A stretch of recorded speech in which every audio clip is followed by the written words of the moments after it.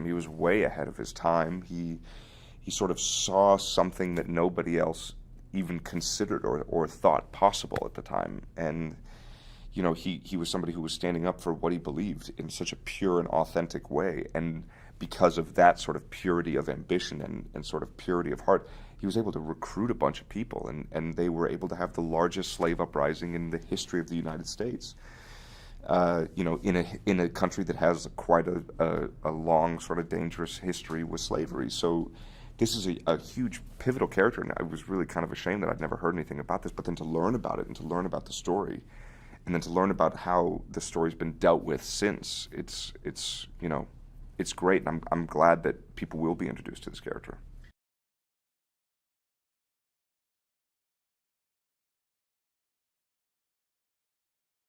Initially, the thing that drew me to the project was Nate. There's no question about it. He was just his passion and his verve for it. And when we sat down to have a meeting for it, he went into this thing, was like, "This is what I see that this movie might be able to do, and what I want to achieve," and blah blah blah. And he had thought out everything. He'd planned everything, and he'd put so much effort and work into this, into sort of like the pre-production stages.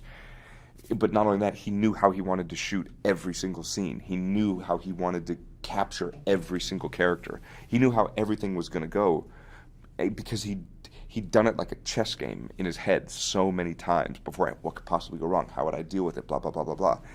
And then also, as you know, I'm an actor, and I would ultimately love to direct a movie. So to see an actor go on to direct a movie for the first time while still having to act in the movie, I thought it would be an interesting learning experience for me, and I thought I'd be able to go and see what caught him off guard, what he wasn't ready for, mistakes he made that I might be able to learn through by proxy, kind of thing. But he showed up on the first day and he was ready. He was in a suit because he wasn't acting the first day, and he was like, "Put that camera here, put that light there, move that there, blah blah blah," and he just had everything down, and it was like watching a seasoned professional do it. So Nate was initially the first draw, and also the element that kept everybody going through the whole thing.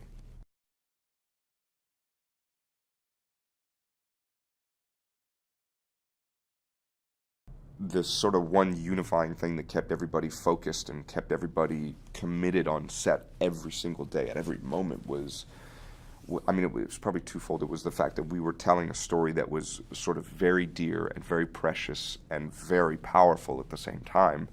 And also, we knew that Nate had worked on this for the last 7 or 8 years, and out of respect for the amount of effort and work that he put into this, it would be rude of us, and just like downright ignorant, to show up and not be able to focus for 5 weeks or however long we were going to work on it. So there was definitely, like, we wanted to make Nate happy, and we also knew that this was an important story to tell, and we wanted to do it well.